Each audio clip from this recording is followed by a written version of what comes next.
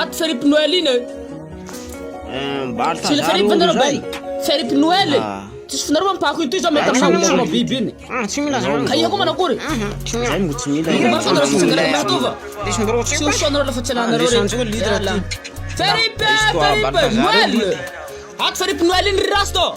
salama tompoko ato feripe iny kalitaire zanjy zao tsy viliko angao amizao kalitaire ngoa reto ka tsy reveko na revelana tsy revelana tsy tsikaronao toy zay haiko zaho koa tsy mikali t-shirt lahatsa mifaizy ao ka na heto kalsoa misy kalsoa boa valinao malaza toliara eto hainao t-shirt anao reto mena tena tsisy raha ila azy sady zaho tsy mikali t-shirt hafa zao lahatsa mifaizy ao raha tsy rinao mare fa izy zao sakinao aha sikoreto mila vilinao na tianao na tsy tianao tsy halavako tiresa manjary manimbarana maro vilio reo na tsy hamamboko anao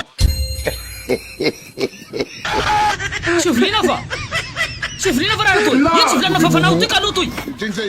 miharo tsika la tsy kalonao vakiko lohanao ty vazavazanao olo dako mare t-shirt fa izy marque akanjo tendance amizao ary malaza toliara so manakorombena vokatsasany tanora anaky toliara qualité lamba tena soa ary vrai coton disponible en plusieurs tailles S M L XL XXL disponible en plusieurs couleurs livraison gratuite et rapide partout à Toliara point de vente ambaligny librairie Saint-Paul Bazar B na devant terrain basket préfecture Toliara ao anara-page ndrozy fa izy anara-page ndrozy raiky koa milay fa izy numéro fa ipetaka ambany eo miala masina ny taninjaza lavalava ty fiseko boribory ty kapikiny andoko mokomika le zay voantsirisiko bro salama le roa ambo maly tsy mova ambo hitanao to MTP stimo tombe tanà mbao manome comédia lanaka